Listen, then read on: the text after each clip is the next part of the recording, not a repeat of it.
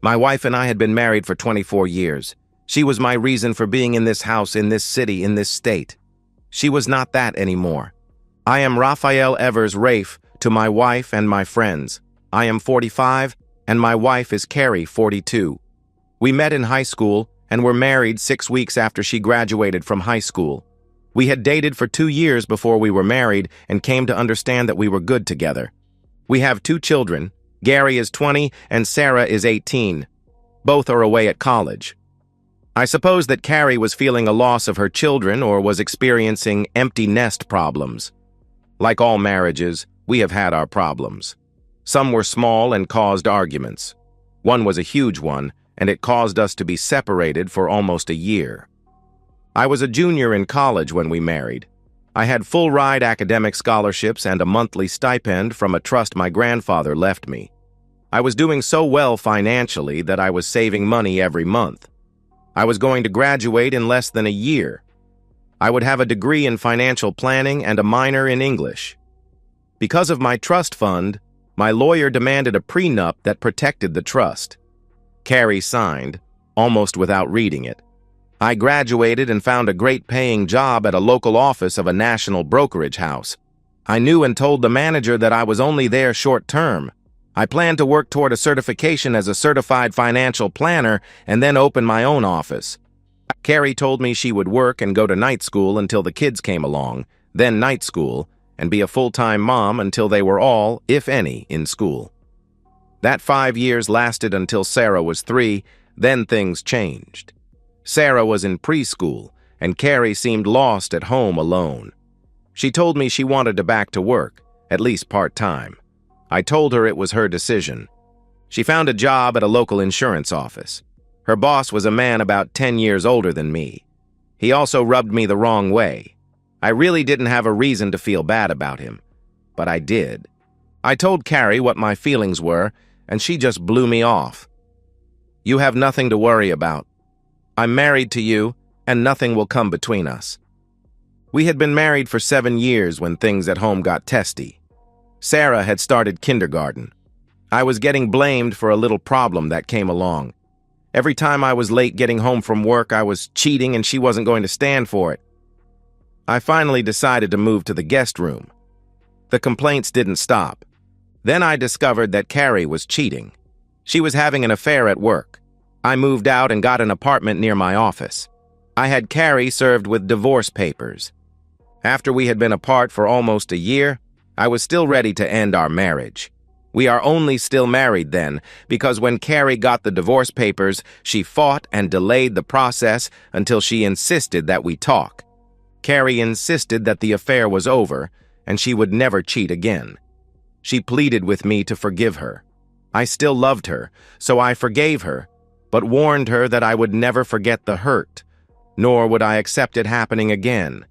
We got back together, but I had my lawyer create a postnup that would give me custody of the children and her nothing if she cheated again.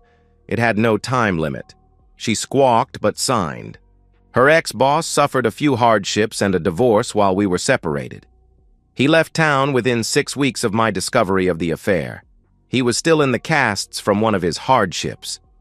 I was questioned about that, but I was at the courthouse suing him when he somehow fell downstairs at a local motel while in the company of a woman, not his wife. His wife took him for all that my lawyer didn't get. He decided to leave town. Carrie was ever attentive after that. We had all of the usual problems. The kids got sick, and the kids got hurt. The appliances quit working. The cars broke down. The house needed repairs. We managed to survive all of those problems. When Sarah was in school full-time, Carrie wanted to work full-time. We didn't need the money. My grandfather's trust was mine now, and I had qualified and passed my certification testing. I was now a certified financial planner. I opened my own office as I had planned. Because there was an opening, I asked if she wanted to work for me in the office. She jumped at the chance. We went along for several years, and my practice prospered, and I hired 4 associates. Carrie became the office manager and a partner in the business. I stepped back and only worked for clients that insisted I handle their accounts. We had a smooth-running and successful business. I was not using all of my time at the office, so I started writing again. I had 3 unfinished novels that I started in college. I didn't know if I had any talent, but I had the bug. I finished the 3 in 6 months and started another. I sent them to a literary agency that worked with many publishers. After several rejections, a publisher took the book and made a deal to publish it. They paid me a medium-sized advance because I insisted on all copyrights, paperback, and movie rights. The publisher also optioned 3 more books. I had 2 more finished and nearly finished a third. The publisher just waited until the first book's sales came through. They eventually purchased all 4. The publisher decided to stop publishing that type of book, so they did not accept any more of my books. The agency found me another publisher.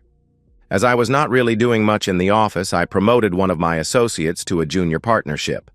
Another change was that after almost 8 years of working for me, Carrie sold me her partnership, quit, and went to work for a local nonprofit. She claimed she was not satisfied with her work for me. I promoted our office secretary to my assistant and hired a new secretary. Carrie seemed very happy, and there did not seem to be any problems with our marriage.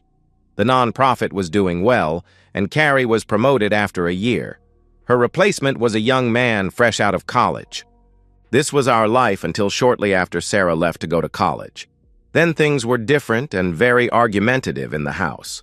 I did not understand the reasons, so I asked her, "Carrie, is there something bothering you? You seem to be ignoring me. When you do talk to me, it is to pick a fight." She looked at me and started to get an angry look. I held up my hand to stop her. "You have been a royal, annoying woman since Sarah left. I won't put up with it much longer." She shuddered, turned, and went down the hall to the bedroom. I went into the safe, took out the old divorce papers, and put them on the kitchen table. I then left and went to a hotel. My phone started ringing almost as soon as I got into my room. I looked and saw it was Carrie, so I let it go to voicemail. After a few minutes, she called again. That, too, went to voicemail. I went down to dinner, leaving my phone in the hotel room. When I got back, I picked it up and saw 12 calls from Carrie. I shut the phone off. I called Carrie in the morning, without listening to any of the voicemails. She was not answering. I assumed she was at her work. I went back to the house to get more clothes. I packed enough for a couple of weeks. While I was pulling a couple of suits out of the closet, I saw a phone on the floor of the closet. It was not Carrie's phone from our cell plan. I was curious, naturally, and suspicious, so I turned it on and saw that it was a track phone. I didn't think anything good was on this phone. I opened the contact list, and the first and only name was the name of John Standish, the man that took her position when she was promoted. I decided to finish the farce of our marriage. I called Carrie's cell phone with the found phone. "Hello?" Carrie answered tentatively. "Who is this?" "It is your soon-to-be ex-husband. I came to the house to get some clothes. This phone was on the floor of the closet. The old divorce papers will be updated. This time there will be no separation, and there will be no fighting the divorce. Last time you promised to be faithful and never to cheat again. My next call from this phone will be to Mr. Standish. You better not warn him, or I will destroy the company and both of you. Do you understand?" "Yes, I understand. And I know it doesn't mean anything. But the affair was over last week," she answered. "You're right. It means nothing. There never should have been an affair. Is John married?" I questioned. "Yes," she replied weakly. "Well, the two of you have destroyed 2 marriages. I am naming him as a co-respondent and the cause of the divorce as adultery. Goodbye, Carrie. This hurt can't be fixed." Then I ended the call. I hit the contact number for Mr. Standish. He picked up on the first ring. "Hi, darling. Are we still on for the Sheraton and room service for lunch today?" he questioned. "No," I answered. "This is your darling's husband, and if I find you, you had better leave in a hurry. You will get some interesting legal papers soon. Enjoy the rest of your day." If I knew what those 2 calls would cause, I would have laughed my back off. Carrie and John had a knockdown, drag-out screaming, blood match right in the office not 5 minutes after I called. John was arrested and charged with assault, and both were fired. Carrie did not contest the divorce, but she demanded a 75-25 split of assets in her favor. I countered with 100 my favor and said to her lawyer that I was leaving town, and Carrie would be responsible for the mortgage and my business, and explaining to my publisher why they should send my royalty checks to her address. She signed. We split 80-20 in favor of me. John did not get away with his pocketbook intact. His wife took all of their money and left town while he was in jail, serving 90 days for the punch he gave Carrie. He had to file for divorce based on abandonment. He moved to a different city and was never heard from again. We had to sell the business, the house, and cash in all of our CDs to make the split. I took my share of the money and left town. I moved to Space City, Florida. I would rather put up with hurricanes and afternoon rains than have Carrie around as a constant reminder of the lost marriage. I continued writing. My stories took on a darker tone for a couple of years, but went back to what the publisher wanted after that. I had a small laugh as the dark novels won awards and sold better, but the publisher wanted softer, smoother, and tamer, so that is what they got. Carrie decided to go back to the office I started. This time, she was only a secretary, but she quit after a little more than 6 months because she was being propositioned by almost every male in the office. Her life was not going well, it seemed. The kids took my side and broke off contact with their mother. She couldn't find another job and burned through the divorce settlement in less than a year. She had to file for personal bankruptcy. When that was all finished, she called me. "Rafe, I know I don't deserve it, and that I destroyed a lot of people's happiness, but can you loan me enough money to start over?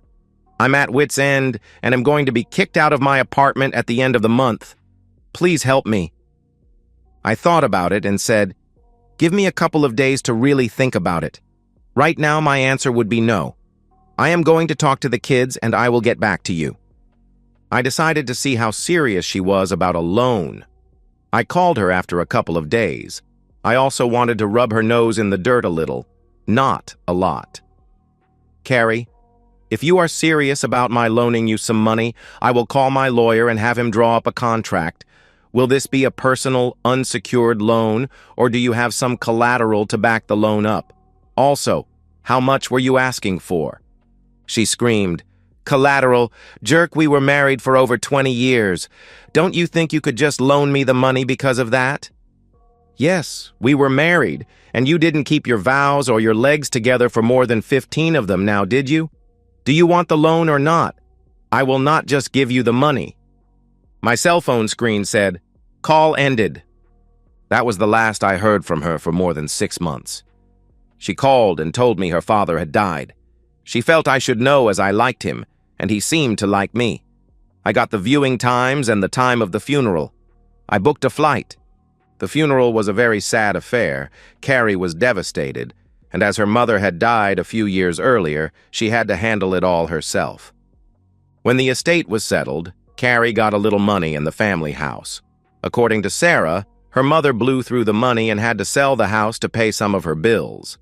About a year after the funeral, Carrie called and said that she accepted my terms for a loan. She told me she wanted to borrow $50,000. I countered with the statement that I would loan her a maximum of $5,000. She screeched, she screamed, she yelled, but she signed. In the papers, it was stipulated that Sarah would be overseeing the disbursing of the monies on an as-needed basis.